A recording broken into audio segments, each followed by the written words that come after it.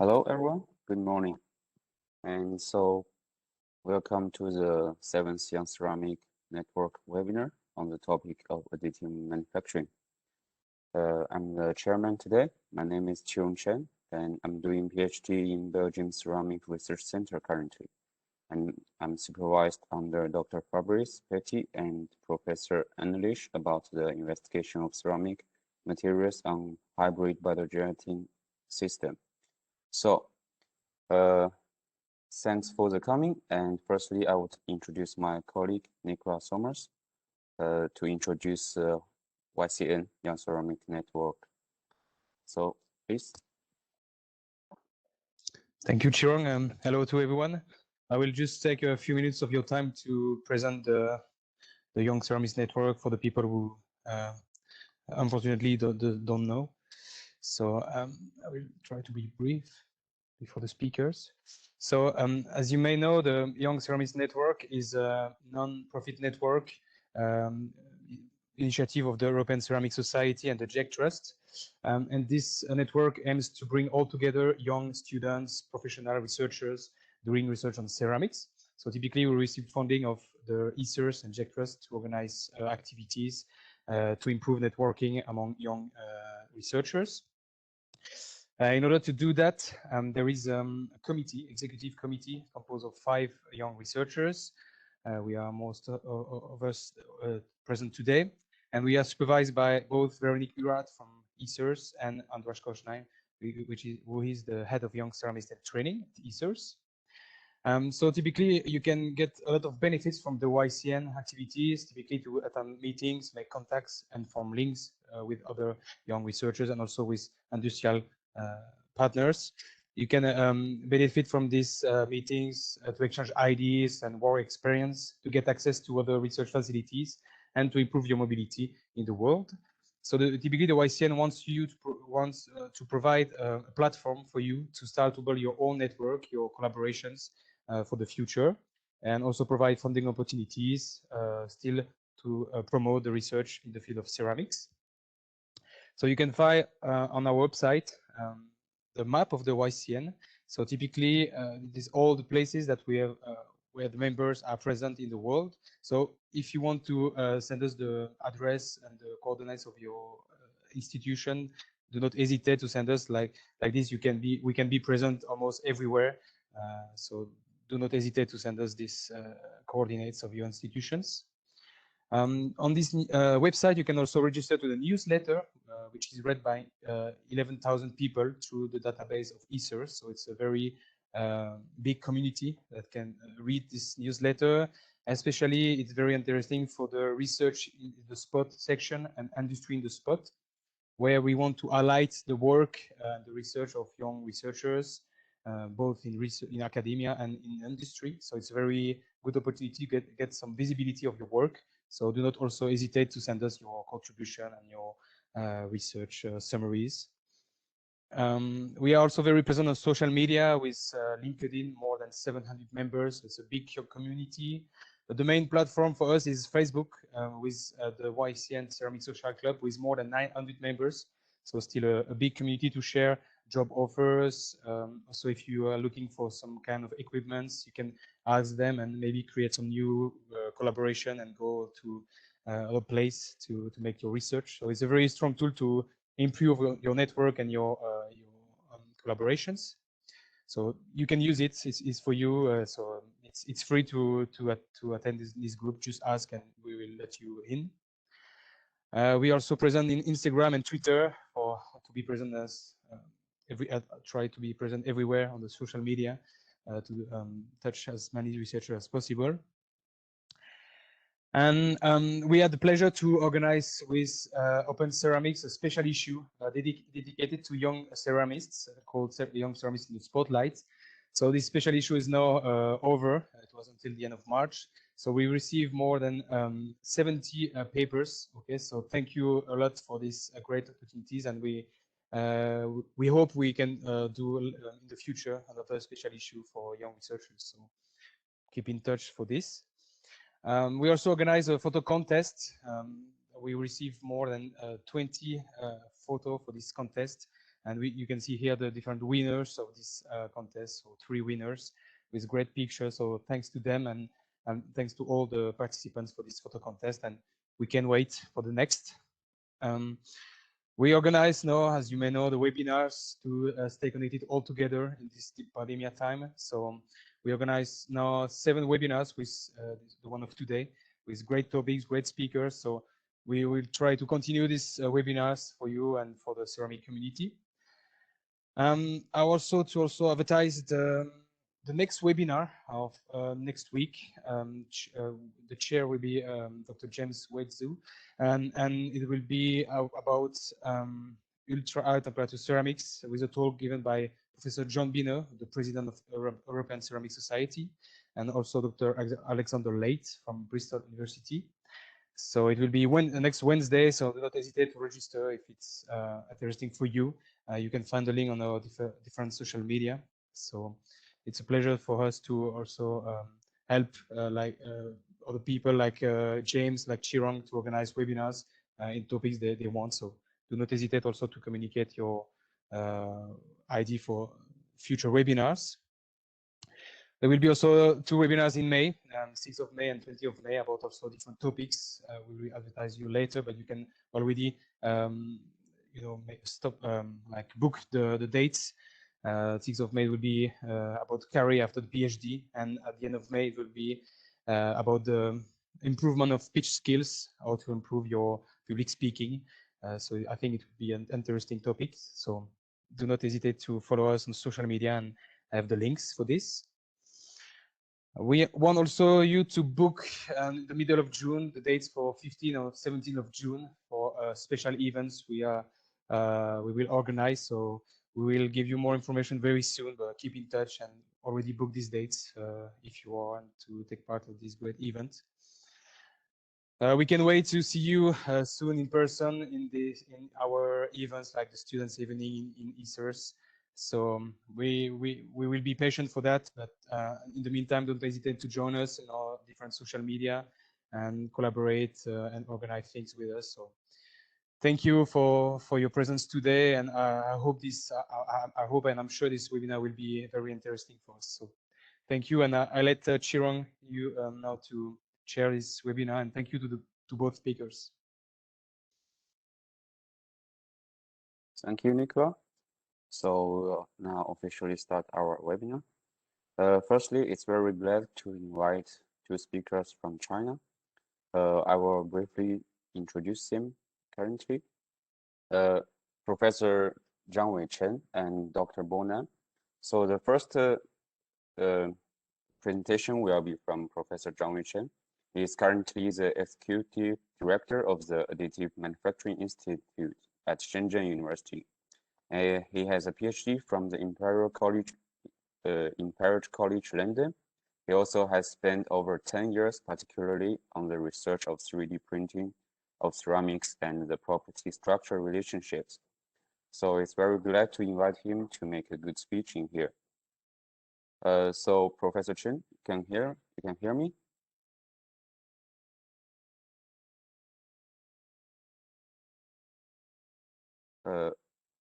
Okay, so Professor will share his slide. It's a pity that he cannot showing the macro camera because of some internet problem. And for the questions, you can write your questions on the QA board, and after two presentations, we will concentrate to answer the questions for you. Thank you. So you can start, Professor Chen. Can you hear us? And can you speak?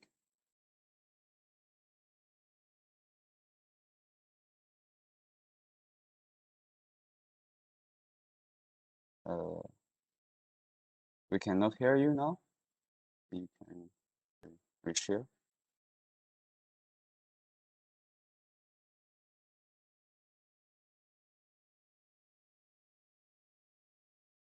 Okay, we should wait 1 minute to I can reconnect.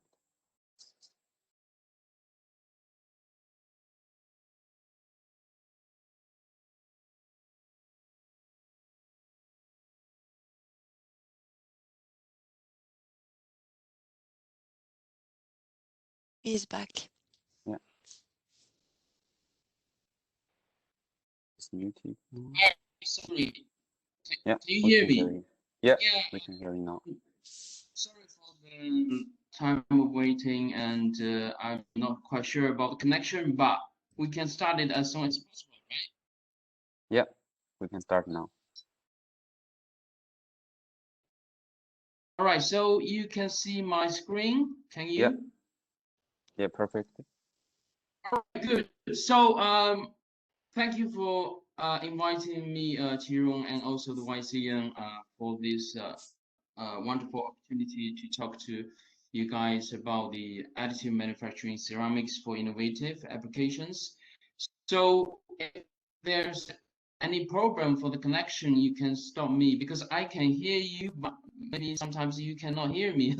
I'm sorry about that for this bad connection, but there will be some solution for that. Anyway, we can start right now. So my name is Zhangwei Chen. I'm from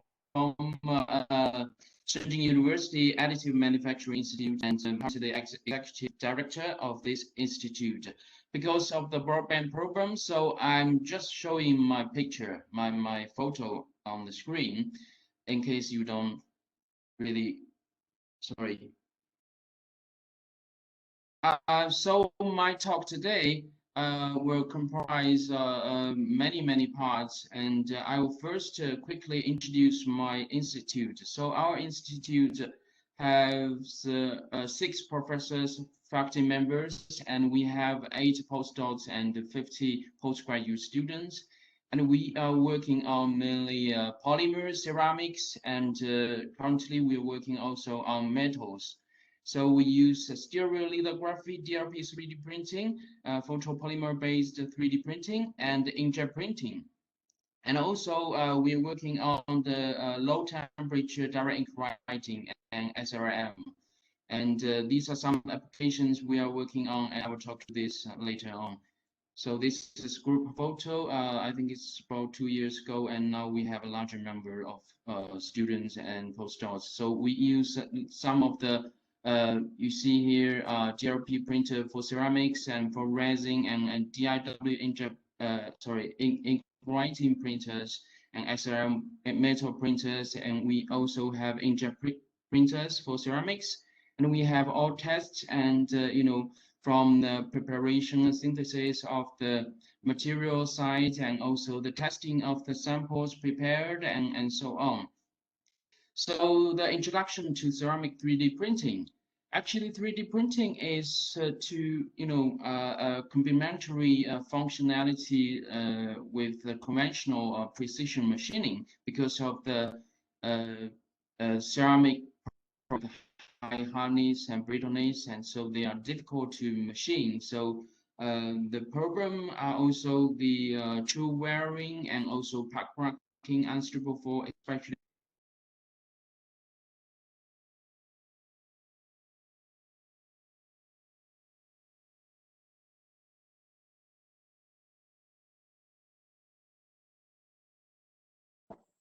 Professor, sorry, we cannot hear you now. Can you hear us?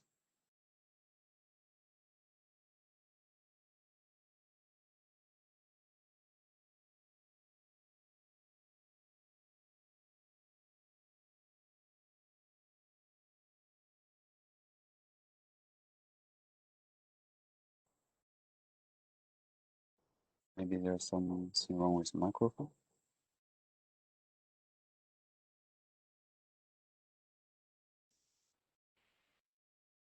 Chirong, can you share your screen and Okay. with the Yeah. presentation, and maybe it would be easier.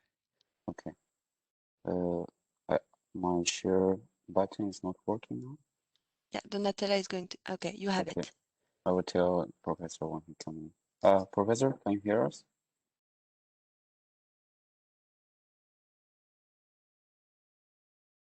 Hello? Professor Chen, can you disconnect and connect again like you did before?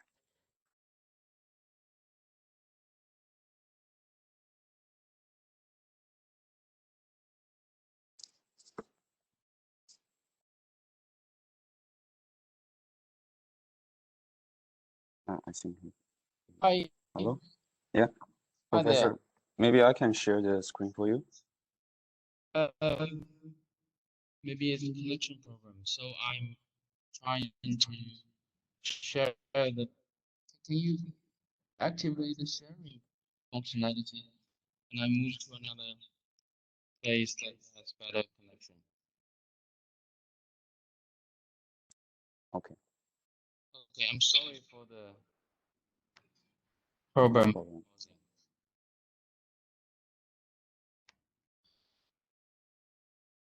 Hi. Yeah, we can hear you. Okay, sorry for the interruption. And I think maybe Kieran, you have to mute your mic because I have resonance. I'm muted. I think maybe you used two Yeah, account mute to log in. mic. Yes. Maybe Donatella can mute another account from Professor. Anyway, I can restart now, right? Yeah, exactly. Okay, so we are stopping from here, yeah, shape forming thing, and we're trying to use 3D printing to replace this kind of shaping methodology, and from the point of view of precision and mold cycles and structural controls, so all these kind of conventional forming technologies, they have problems, right?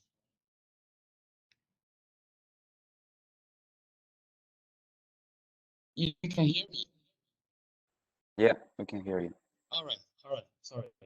So the 3D printing, we have a better precision and flexibility and mold free and structure control.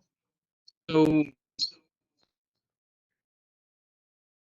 in terms of, so we have like if you see from this image, we have technical parts and also high-end hardware. These are components that are used for research and for high-end applications.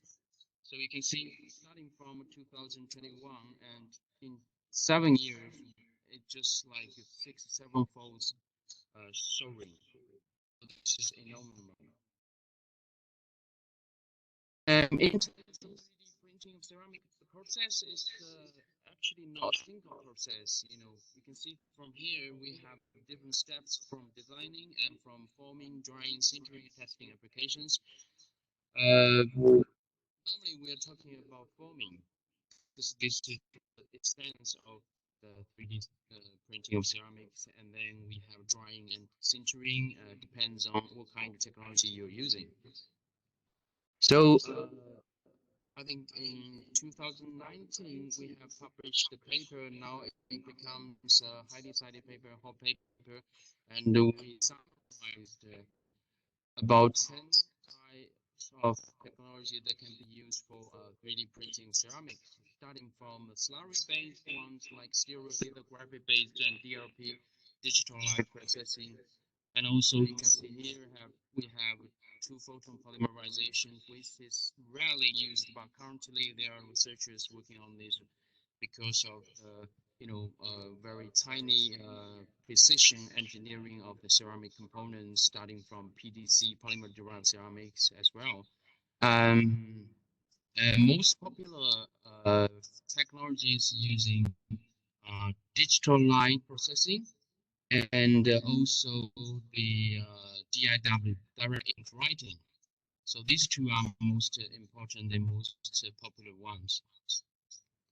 I'm not going too much detail on these technologies, but I will show you later how we're working on these. So this paper gets over 400 citations altogether and becomes the only one hot paper in this field published in Journal of the European Ceramic Society and becoming the most highly downloaded paper as well.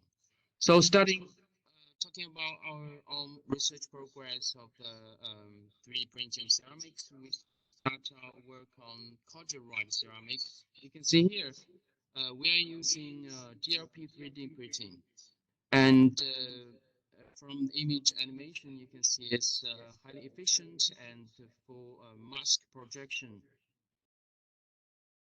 So these are some of the examples we are working on, and you can see these are the precision and highly precise features that we can fabricate it. Most of them are Excuse me, pearls Professor and lattice Chen. structure. Yes. Can you hear me? Can you close? Can you close the second account you have open for the webinar, because maybe the sound is arriving a little bit low because of this reason. Okay, I think. Thank you so much. Another account. Sorry about it.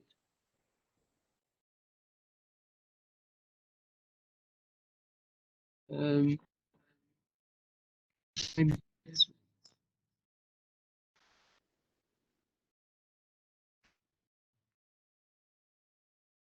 Oh no. Yes. Yeah, now it's much much better. Thank you so much. Okay, sorry. Yeah, I haven't closed the previous session, so it's a problem that I can hear my echo. All right, so there's no problem now. Hi. No, please continue. Okay, I'm sorry Yeah, about no that. problem. Continue. Thank you. Okay, good. So we have fabricated many types of pearls and lattice structures based on oxide ceramics that can be very easily prepared by DLP 3D printing, and some of the current recent progress you can see from all these pictures. And this is an enlarged picture. We can see here are the scaffold with tiny features down to a sub millimeter scale. And normally we also fabricate it like with thin wall structures down to a few micrometer scale as well. So back to the corduroy part, we have traditionally, like Corning and some other companies, they produce this kind of, the honeycomb structures for the purification of gas in the vehicles. So they normally use extrusion-based, conventional technologies. But the problem is that sometimes we cannot further enhance the performance due to the limitation by the design, design structure, and using extrusion-based, we can just prepare very simple structures. And in terms of 3D printing, you can see here, for example, SLM and 3DP, like we say, binder jetting and also DIW, direct ink writing. These technologies, we can only prepare, rough surface and less dense components, not that good resolution and so on. There are many problems with this type of technologies for the applications in the fine designing and manufacturing. So we propose DLP-based 3D printing. It's stereolithography based 3D printing technology for this kind of fabrication and flexible design of the structure. So starting from the material side, we prepare our own on powder, starting from the commercially available powder over like several microns, and we grind it down to sub-micron scales, and we use the DLP 3D printers for the printing, and we prepare our own recipe for this kind of slurries. And in terms of the slurry, it's very important to know that the rheological properties that can be useful. I mean, the stable and without any sedimentation during long time application for the printing process. So these are some of the basic rheological performance and the curing behaviors for this kind of slurries. So the slurry, for example, R8 is a good one, much stable during long time, for over I think it's 70 days. So there's no obvious sediment orientation for this one. So it's basically a very good one for the manufacturing. And these are some of the flexible design that will be realized by conventional technology. So we're using DLP 3D printing and combined with the flexible design of the components with different, orientations, different shapes and wall thickness, and so on for this kind of applications. These are some of the results prepared. And next one is treating breeder by the photopolymerization. So the basic background is that now the nuclear fusion technology is not yet commercialized because of the problem of the in terms of power sourcing. And the power can be made by the helium and the lithium orthosilicate pebbles, conventional pebble beds. And the pebble bed problem is that during high temperature functioning, and there will be sort of stress concentration and causing the less durable functionality of the whole structure. So we think we can use 3D printing to firstly, in the world, to design and print integrated structure, lattice structure for this kind of potential application. So same thing, we start from powder. Actually, the powder is not yet conventionalized. So we have another collaborator in Chengdu. We use their powder. They produce powder and send us powder. And there's another problem with the powder because the powder is not that much inert. So we use this kind of powder when used at air condition. So there's problem the reaction with the CO2 and HO2. So every processing step should be done in vacuum or inner atmosphere to prevent these kind of reactions. So we prepare our own slurries as well, and making them much stable during the use of 3D printing. And we design that is structure. At least now, these are some of the preliminary results. You can see the tiny structures, but the thing is that when we center them, they have a very good, the shrinkage for each direction. So there's no problem for the homogeneous uniform shrinkage, and that can be very useful for the application. And we also found that for the phase purity, the phase purity is also high, that can be used in the applications. Sometimes we also find that inside the structure there are tiny, hierarchical pore structures inside that can be very useful for the flow of helium. And another advantage for this kind of technology used for the fabrication of the microstructure is that the effective elastic modulus can be much higher than conventional pebble beds. And there's another thing I have to stress is the packing fraction. The packing fraction you can see here, we can, flexibly design the packing fraction from down to, 50% to 90%, and conventional, as they only have like 70%.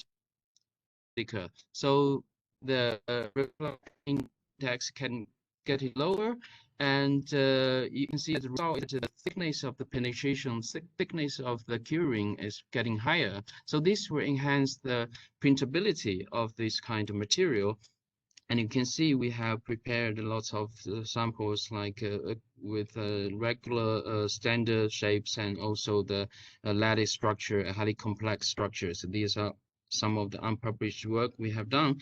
And next one is polymer-derived ceramics by 3D printing, polymerization as well. So you can see from this picture, actually, some people from the US or Europe as well, they have done quite a lot of work on this material. So the material is not new yet. Actually, the material has a long history, I think over like 30 years already. But for 3D printing, it just come to like recent years, at least, I think it's just like 4 or 5 years. And the PDC is actually a chemical-based function for the, it's like pure resin. So the advantage will be like cost effective, because we only can we just use a simple printer, which is you can see like desktop DLP printer, and we don't use the blade to do the coating and getting flow of the ceramic slurry, and the resin is cheaper. It's solution based, and another thing is the controllable down to molecular or atomic scale, so it can be very easily control the functionalities. We can dope all sorts of materials. I mean, especially metallic materials like zirconia and titanium and even iron atoms. So this functionality can be tuned very easily. And another thing is it's very easy to do the process. So from design to fabrication is purely like the resin, solution-based resin. So there's no worry about the refract index and the sedimentation.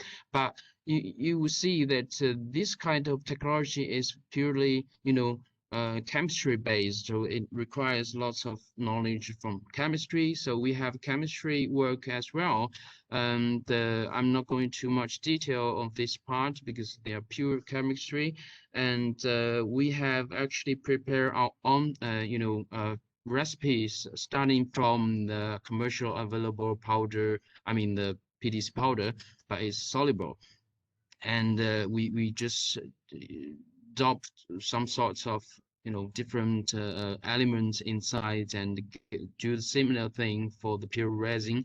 And there's one thing I have to stress is the you can see the XRD curve is not that like the crystalline, but just there are some of the amorphous phases. These are much beneficial for this kind of PTC materials. You can see these are our results. We are normally, preliminary results we're working on for this high strength and low weight structures, especially lattice structures. And we do the pinning of zirconia and titanium. And this is to mix the molecular level in ceramic structures. We also realize another thing. You can see here, the sample is hierarchically porous, but because the diffusion of the titanium on the surface causing the surface closed.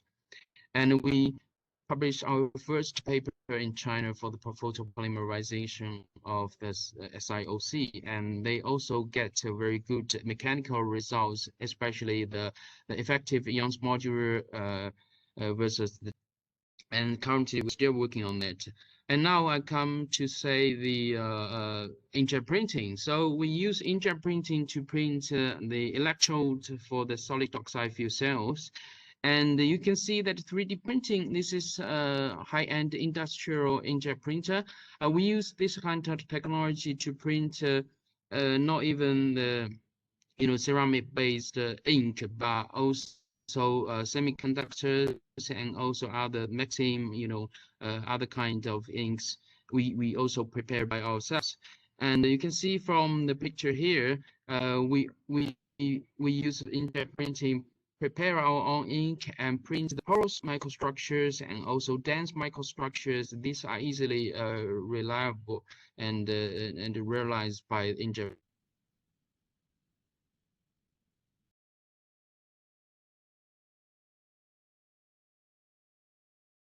Sorry, Professor, the voice is disappeared. Can you hear us? Hello?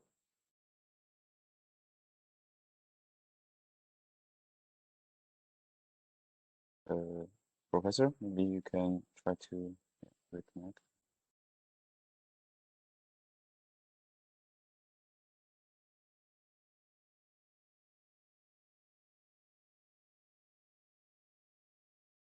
Sorry, everyone. We just wait one moment to wait the professor to finish all the presentation.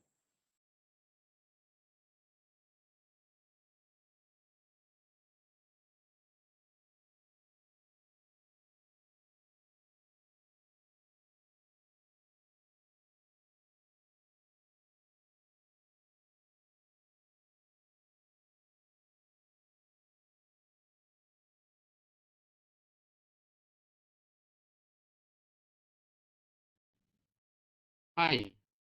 Hi there. We can hear you, Professor. Yeah. I'm sorry for this inconvenience caused. I think there are some problem with my computer or the connection. So I share again. Can you activate my share functionality? Sorry everyone for this problem causing. No problem. Yes. All right. So I'm going to share my computer screen again, and yeah, we have only a few slides left. So luckily, anyway, I'm going to try full screen. So you can see my screen, right? Hi. Yeah, Yes, we can yes, see we your can screen. see. Yeah. Okay. So I only got I think 7 slides left. Okay, so I'm going to try start with this slide. So I'll work on 3D printing by inkjet printer, and we got some promising electrochemical results recently. Maybe I can share with you next time. And we also working on the lithium-ion battery components by low temperature direct ink writing, which is very useful to enhance the electrochemical properties. You can see here from the left, uh, we develop our own direct ink writing machine, and also we prepare our own slurries, because this kind of slurry is like extrusion based. So DIW, you all know about this technology, I think. So we have our own materials, prepare our own, the slurry. So slurry is much thicker than the ink. So we use these kind of slurries, slurries, and prepare our own lithium-ion battery components, starting from the raw powder. And there's one advantage for this kind of technology is that it can, because it's low temperatures, it's like freeze drying. So it means that the solvent inside can evaporate directly from the solution base. So this technology enables the improvement of the functionality, especially the electrochemical performance, by keeping the microstructures, highly porous microstructures. So this is very good technology that can be useful for this kind of material.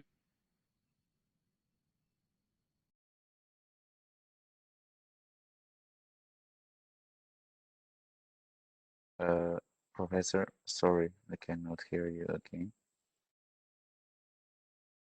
Maybe there's some problem on your microphone, I think.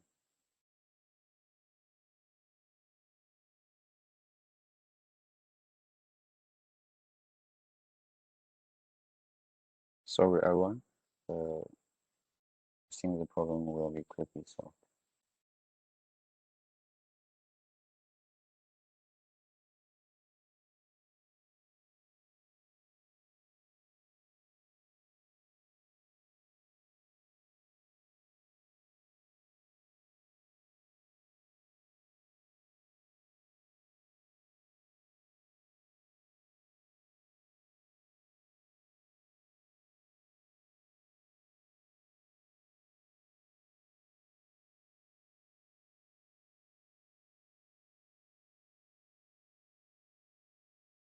Hi there.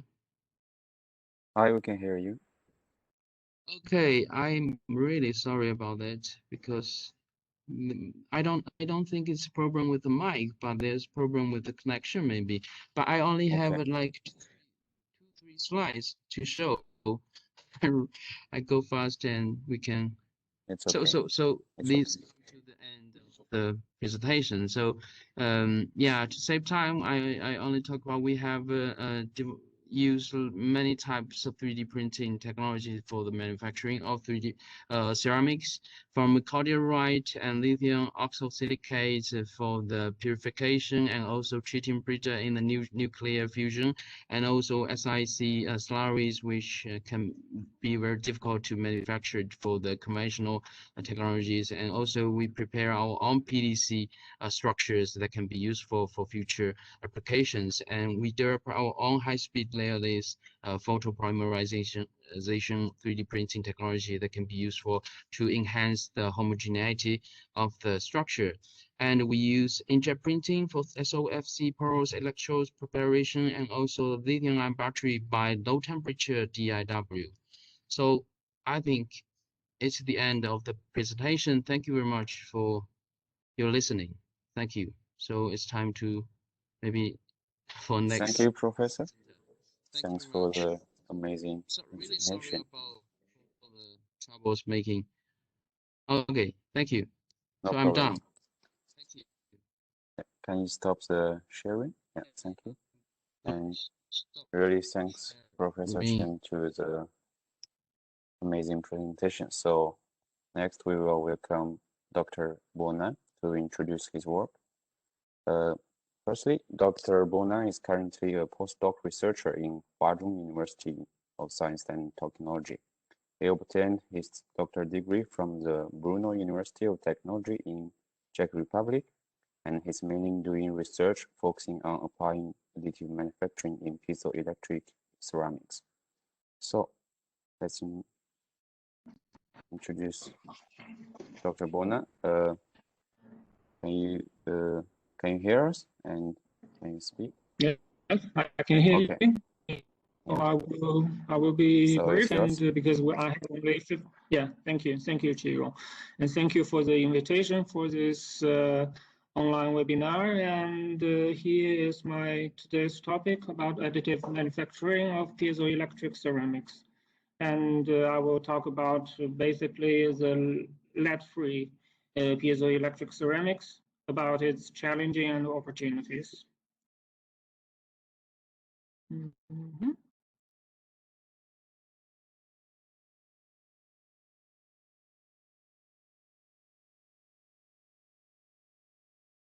Okay, so here is the content of this presentation. About the additive manufacturing, I think most of us know that according to the American standard test method, the additive manufacturing techniques can be divided into 7 types. But also we don't need to always be thinking one logic, because as this paper, as you can see here, is from Nature, the authors, they divide the additive manufacturing method into easier way, basically 2 kinds, so light-based and ink-based. And here, as we can see, there is one kind of technique which combines light-based and also ink-based. And what I'm going to introduce today is about the direct ink writing, so it is totally ink-based. And for the piezoelectric effect, it was found by the French researchers in the late 19th century.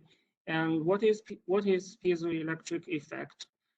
So if we give the material here a mechanical input, and then it will show us an electrical response, and vice versa. If we give an electrical input, and then we will get a mechanical response.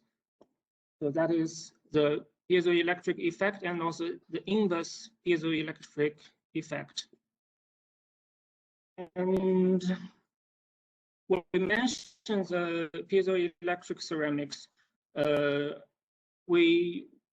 the applications can be very abundant, like the radar, and also the medical imaging, and also the in the energy saving or energy harvesting. But when we transform the materials into the applications, what we need to think, or what we always miss, is about its connectivity.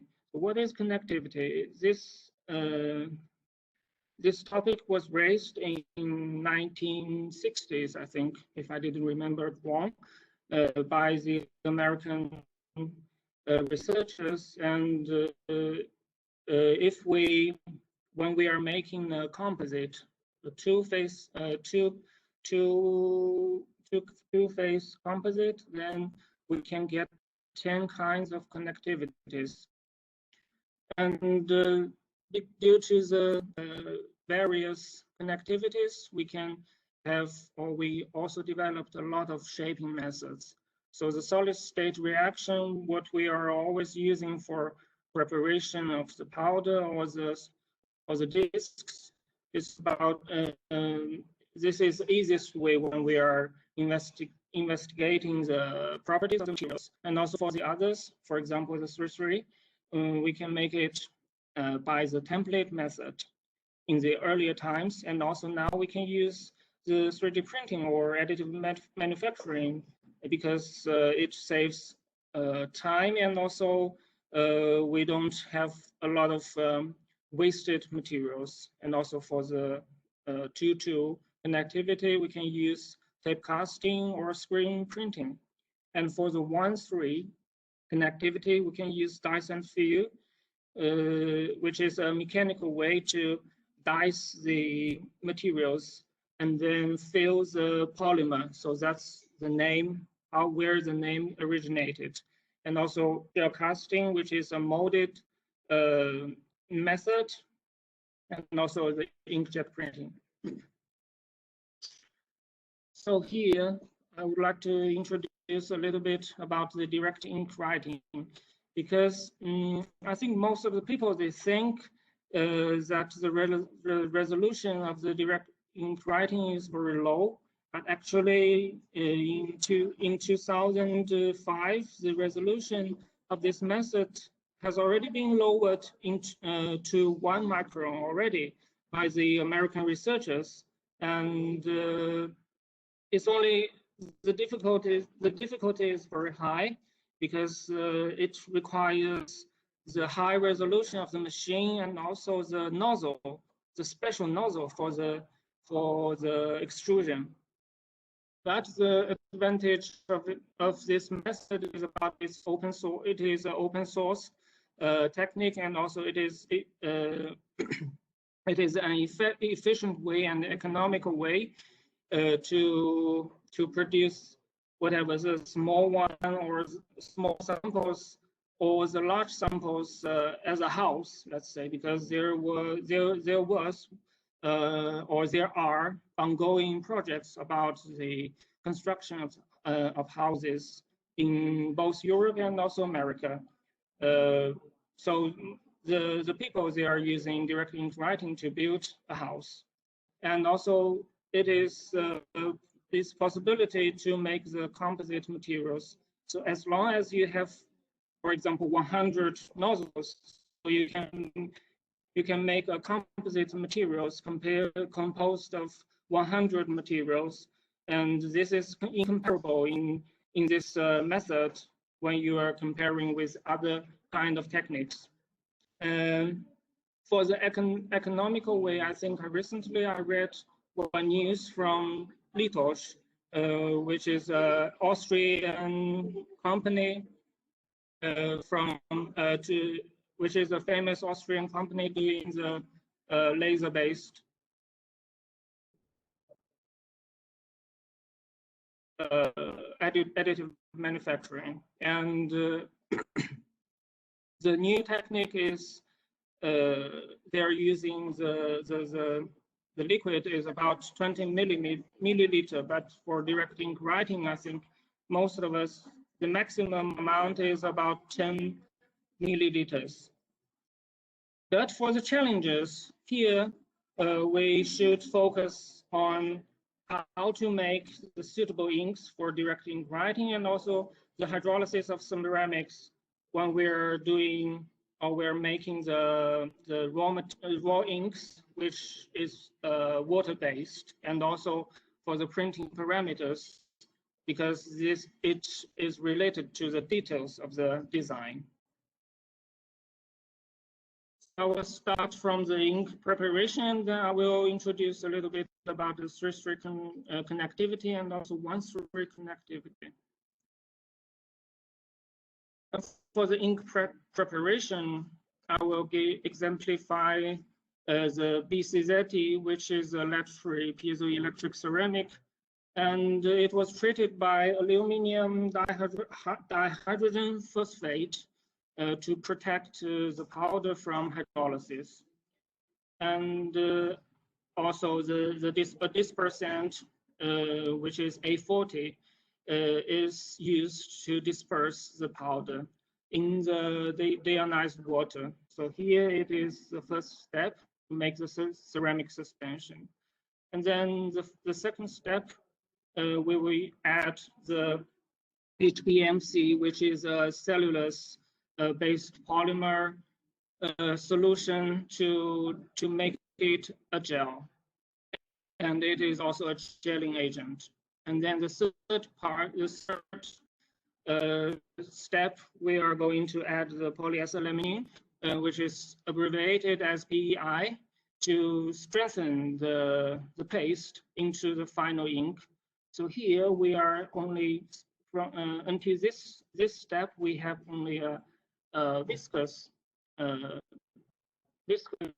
suspension, but to this step we get a viscoelastic suspension. So it is not regarded only as a liquid, but we can regard it as something with sufficient modulus. So here the picture shows the difference between before treating and after treating. So here is a treated powder, and we can see the suspension is stable, but here without treating, the suspension is totally agglomerated. And for the ink, we also have to focus on the particle size distribution and also zeta potential. And for the particle size, we have to decrease it from larger ones to the smaller ones, because it will decrease the possibility of the agglomeration in the suspension, and also the risk of clogging of the nozzles during printing. And here we can see after the attrition milling, the particle size is decreased, and most of them are among 0.2 microns, and only a small peak here, it appears around 2 microns. And also the zeta potential is also important for the stability of the suspension.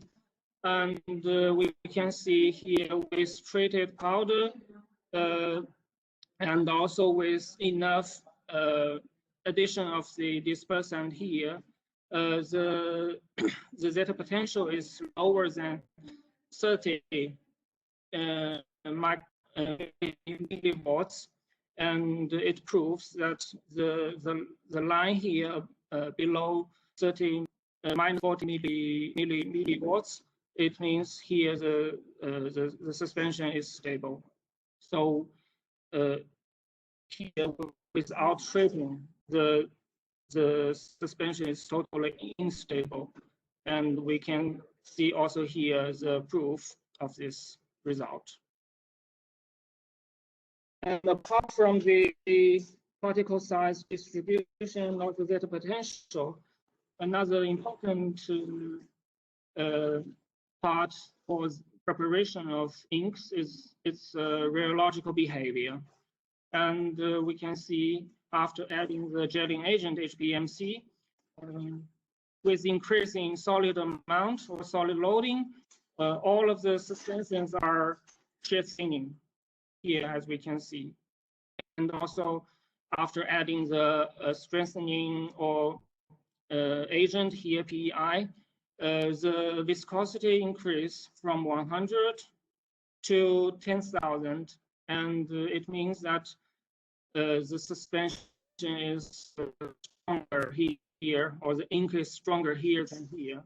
And if we do the oscillatory, if we are doing the rheological test in oscillatory mode, we can see it more clearly here, the modulus of the suspensions or the inks are totally different as divided by this line, because without PEI, these three suspensions have lower modulus, and with PEI, it's very obvious. We can see the modulus of the ink is increasing, and here this parameter influence the starting of the pressing when we are doing the direct ink writing. And here the shear rate is related to the radius of the nozzle. So the flowing, that's why we're doing the rheological behavior, because it has the explanation. Sorry, when we reflect these parameters in the preparation part of the direct ink writing. So here is how we are doing the 3-3 connectivity of the PCZT piezoelectric ceramics.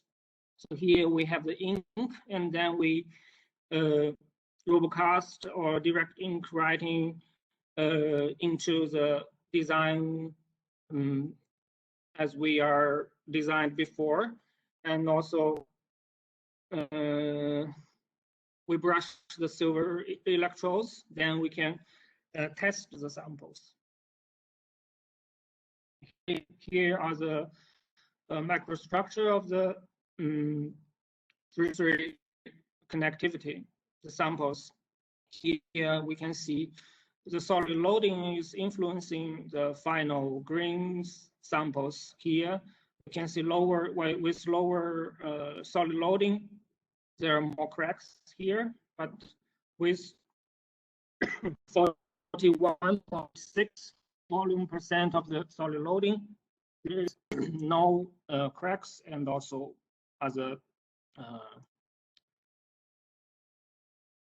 and also here we can see the final sintered samples here after sintering at 1500 degrees.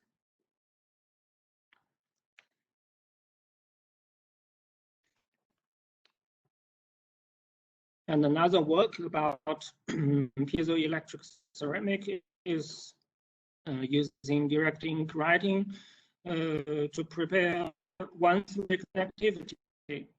And here is the steps for shaping a single pillar. As we can see here, the GIF here. Yes, here is the start. When it reaches the starting point, it goes to substrate, and then the piston goes down a little bit to extrude the ink out, and then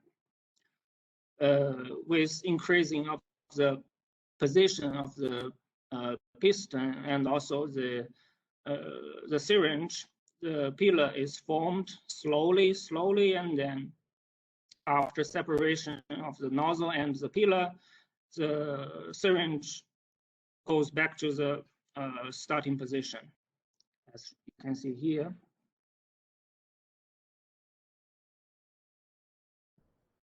So starting point, and start the extrusion and finish.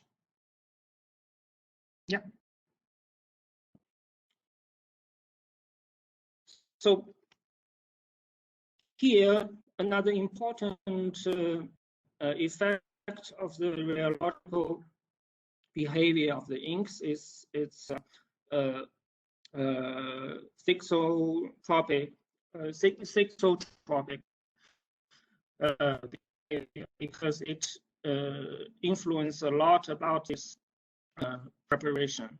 As here without PEI, we can see there's nothing after printing, and here with PEI, all the pillars, they are formed correctly and also with strength.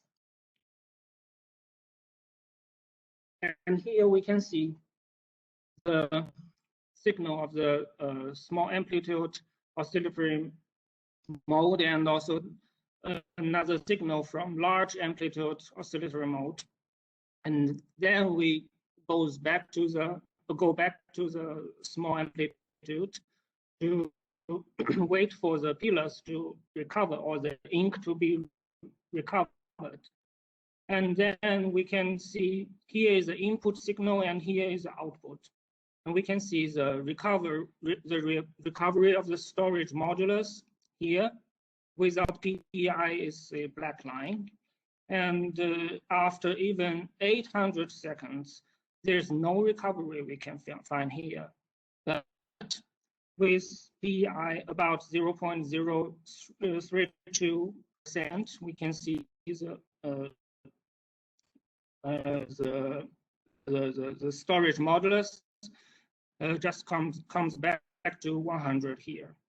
So that explains why the pillars can stand here in this picture, and here without PI, the pillars are not standing. And for the future work, I would say the first part about the direct ink writing is about the inks derived from the ceramic precursors, because this kind of ink, like Professor Chen just mentioned, is also polymer-derived ceramics, has no particles inside, so it will not influence a lot about the clogging. So we don't need to worry about the clogging of the particles during the print. So what we need to do is only to use this liquid like ink to print and find a good solution to solidify it. And also another one is the fine resolution, because someone in America, they have already done the work up to 1 micron. And so that's the goal. There is a goal here, then the people in this area, we should not give up this method. Also, the third part is about the novel designs. And here are some unpublished results from my group. And I think they are comparable with the other kind of the additive manufacturing techniques. So thank you for your attention. And if you have any questions, I think, and I will give the slides to John. Thank you, Dr. Nan. Thanks for the nice presentation. So now it's our Q&A session. Professor Chen, can you still hear us? Yes, you can hear me. Can you hear me? Yeah. So the first question is to Professor Chen, from Anta LP, that what is the typical shrinkage from the X, Y, and Z directions? Yeah, thank you for this question. So actually, I was talking about many types of 3D printing technologies. I'm not quite sure about which one you mentioned. So maybe I would like to explore some of the problems facing for the shrinkage. So during DLP, because DLP 3D printing or stereolithography based 3D printing is most popular one. And the shrinkage for this kind of technology for application in 3D printing of ceramics is most of we are facing is the problem of the XY shrinkage, which is different from Z direction. So normally it all depends. Firstly, it depends the whole shrinkage. It depends on the solid content solution. I mean the slurry, solid, loading. For example, normally we use like 60% of the slurry in volume percent. So there would be about 40% of the resin or organic part. So these kind of components should be delaminated or sintered or debinded during the high temperature treating, and this will cause the shrinkage. So for the XY direction, normally the X and Y directions, the shrinkage is the same. But for Z direction, because the DRP 3D printing is is layer by layer, so the layer will cause a problem was like a staircase problem, and sometimes the binding, the joining of the two layers are different from the XY direction. So these will cause extra shrinkage. So normally for 3D printing by DRP 3D printing, the ceramics will have a much higher shrinkage for Z direction, but lower shrinkage rates for XY direction. But XY, they are similar, because of the functionality of this kind of mechanism, the 3D printing technology. And there's another one, maybe Dr. Nang also knows for DIW. It also depends on the line by line, the junction, the binding of the two lines, and similarly to this DRP 3D printing, they have problem for different directions. So in our case, for the DIW of lithium-ion battery electrode, we don't use sintering. So there's no high temperature treatment for this kind of application. So the shrinkage is mostly negligible. So I think there's no problem for the shrinkage, but when you have to do high temperature sintering, so there's densification, there's a coarsening of the grains, then sometimes it will be the problem you have to deal with and add more functional additives or other types of technologies you have to involve to solve the problem. And there's another one called inkjet printing. So inkjet printing we're using, and we do the sintering because of thin layers. So normally it could be an advantage, and because we target in much thinner layer thickness. So it means after sintering, it's getting much thinner. So this is much beneficial to our application. So sometimes the shrinkage is not that bad for the sort of different types of applications, but there are also problems because the inkjet printing is printing onto the substrates. So there's a sort of a difference between the coefficient of heating problem, and the expansion coefficient is different. So the Z direction is also different from the XY direction because XY, the plane is stuck onto the substrate. Well, the thickness is already too low, so I don't actually measure the shrinkage, but the shrinkage is higher because the solid loading for the inkjet printing is much lower than the DLP 3D printing. So we call them suspensions and slurries, but here for the inkjet printing is ink.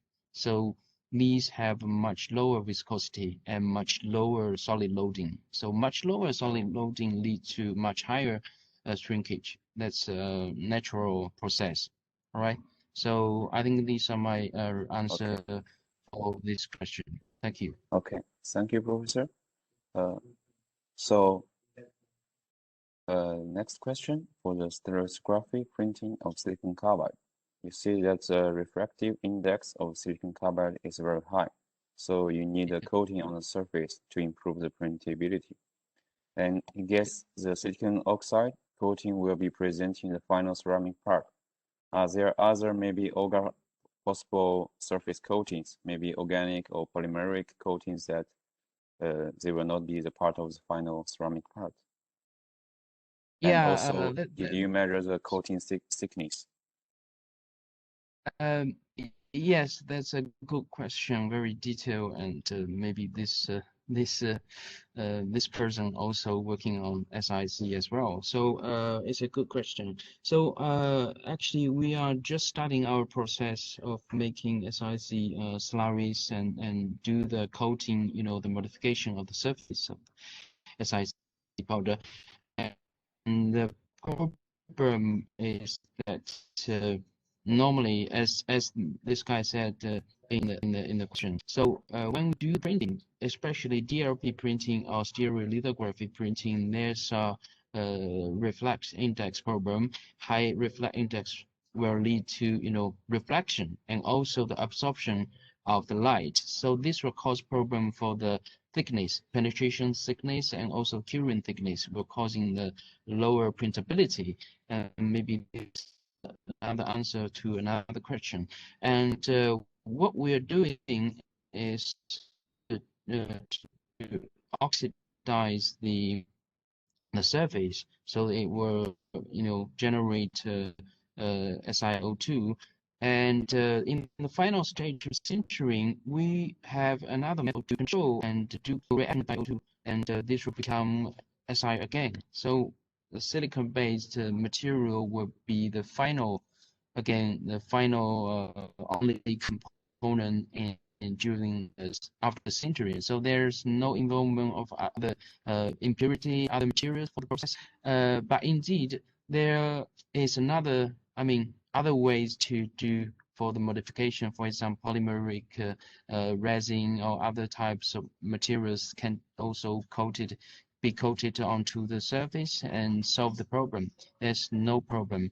And but in the final stage, there are some other issues rising for adding, organic components, because, during sintering, they're causing higher porosity, maybe, and causing cracks as well, because when you add more organic component inside this, in this slurries, there will be lower, the solid loading. But I suppose the solid loading doesn't change too much. And the other thing is, we actually did measure the thickness of the coating, but it come to it because you can see from my slides that because our powder is not like spherical powders, like with usual and very good shape. So the surface coating, the thickness is not that uniform. And these are my answer for this question. Thank you. Thank you, Professor. And the next question is, do you know how do you control the pore size from the 3D printing? And maybe you can shorten the time of the answer. Yeah, thank you. Yes. So because I also talked about many types of 3D printing, so I will select one most significant one for the pore size. For example, PDC printing, using DLP-based technology. So there's two strategy. One is by manual design from the model. So there will be like lattice structure or pore structure and like macro pore structure from the design step. And another one is by sintering. Also, well, sintering, like normal sintering for all sorts of ceramics components, that will cause, because different degree of sintering, they'll cause different degree of porosity. And within this sintering mechanism, there's another way to do is to add like doping of other kinds of elements, like titanium. As I show in the slides, the titanium will have a surface diffusion and close the surface and making the hierarchical porous structures. Okay, thank you. This is my answer. Thank you. And another still question to Professor. From the Kima Javan, he didn't understand what happens if the refractive index will be high, and what problem it can cause that we need to coat the materials with high refractive index? Yeah, thank you for the question. Actually, I have explained in my previous answer. I will shorten this. So within the photopolymerization based 3D printing technology, normally for resin, so there's no problem for the reflex index problem because the resin has a very low reflex index. When we add ceramic powders inside the resin, these two have difference between the reflex index. So the reflex index for the ceramics normally is getting higher, and for the oxide ceramics, they have a lower reflex index, and that there will be no problem for them. But for SiC, they have much higher one. So we have to do the modification on the surface and making them have the similar or close reflect index to the resin. And why do so? Because high index will cause problem of light absorption and also the reflection. So these two will mainly contribute to the lowering of the thickness of the printing thickness, the curing thickness. This is bad printability for the slurry. So this is problem we have to solve, right? Thank you. Thank you. And I think it's the last question for the professor. The surface modified means oxidation of the silicon carbide powder. So can you explain more? Yeah, I also explained in my previous answer, so I'm going to have a brief discussion on that.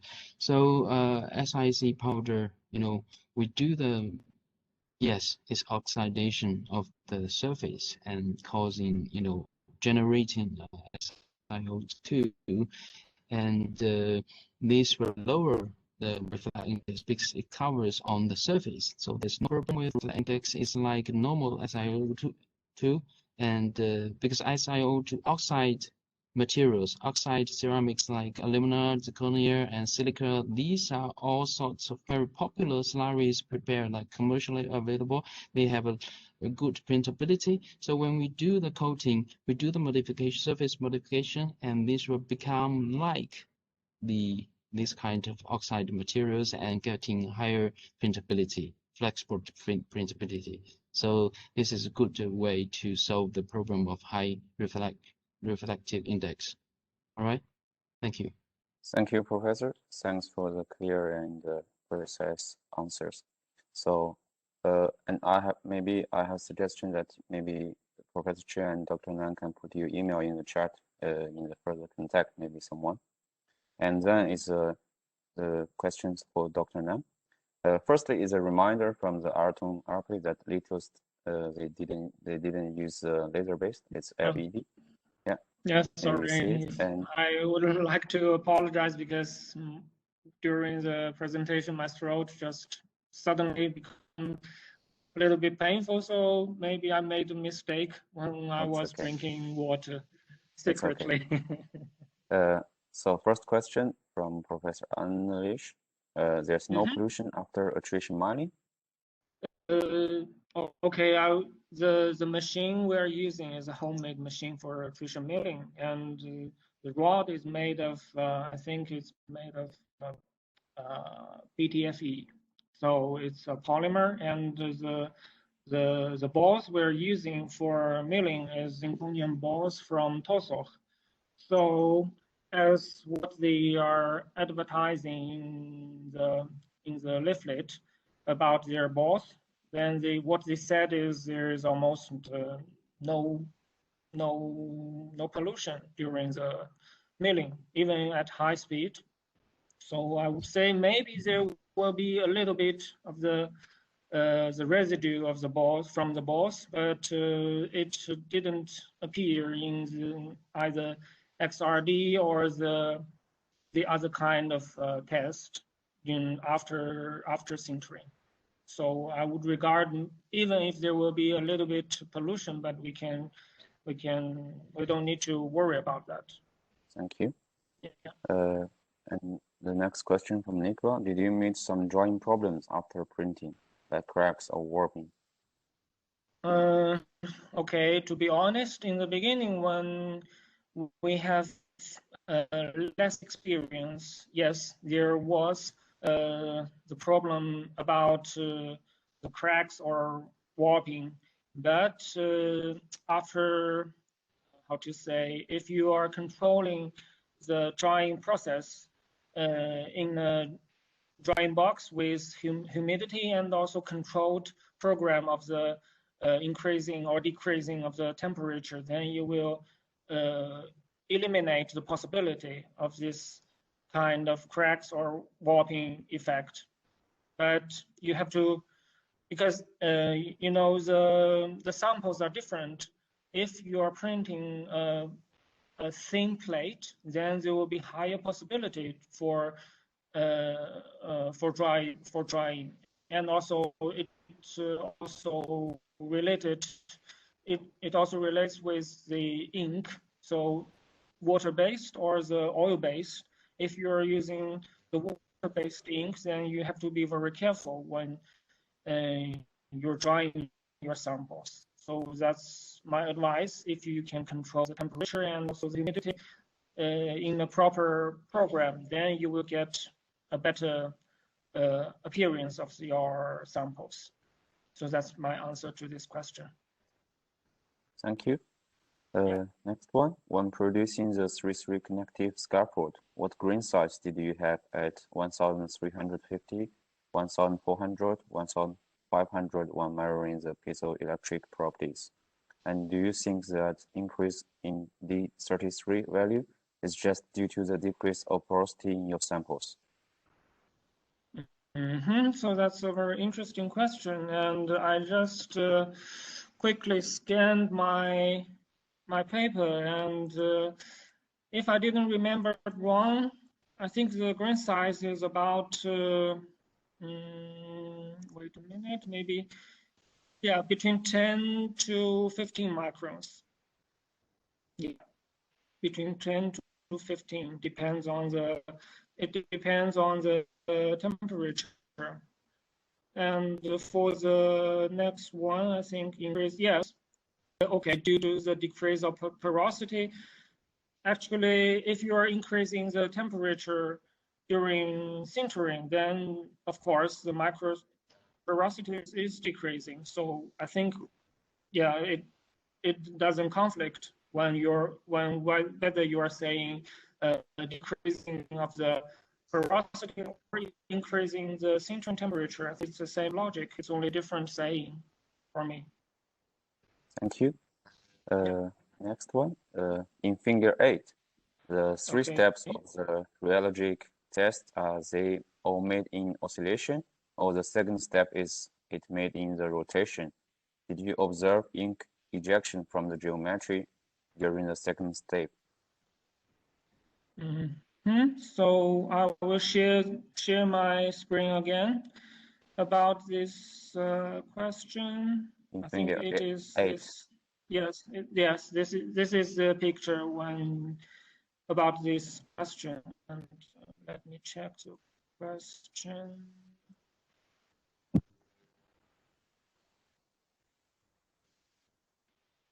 The three steps of the rheology. Yes, they are all of them. They are in oscillatory mode. And the second step is it made in, no, it's not in rotation. Oh, sorry, maybe I didn't mention it clearly. So these three signals, all of them are in oscillatory mode. And from the geometry during this second step, ejection. Ah, okay, I understand it. So if I think I understand what you are really asking me, because this is a very important, how to say, important thing when you are doing the rheological test at very high shear rate or shear strain, whatever. What I used is the how to say, the geometries, they are not smooth. So if you are using the Antopa, that brand, then you will get the unsmooth surface, this kind of geometry. I mean the lower plate, not the upper plate. If you are using the Antonpa, so you have the choices about the geometry. If you are using the rough one, then you will have no problem about the ink ejection. So that's how I solve this problem. Thank you, Nan. So the last question, what was the relative density of the sintered piezoelectric ceramic parts? And what is the effect on the piezoelectric properties?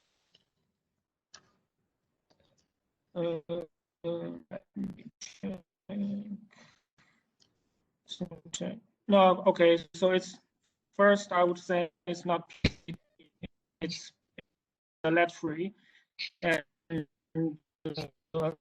effect of the, okay, so I can share the,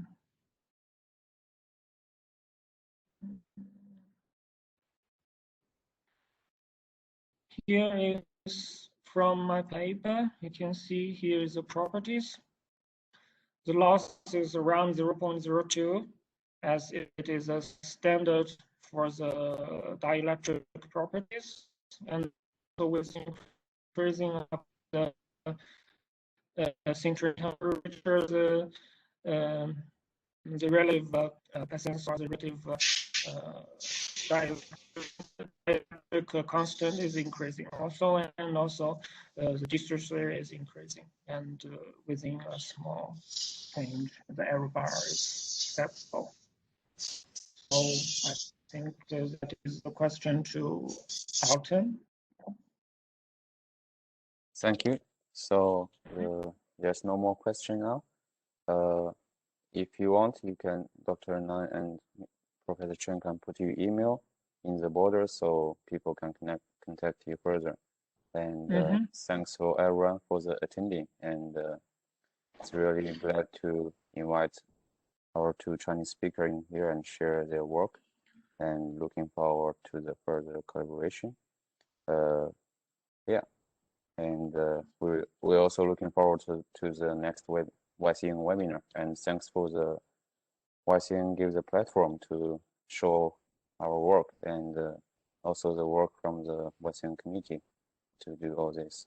Thank you. Yeah. Oh, thank you very much. Thank you for invitation. Thank you. Bye bye. Thank you. Bye. Thank you. Bye. Thank you, Chirong, to be chair. No problem.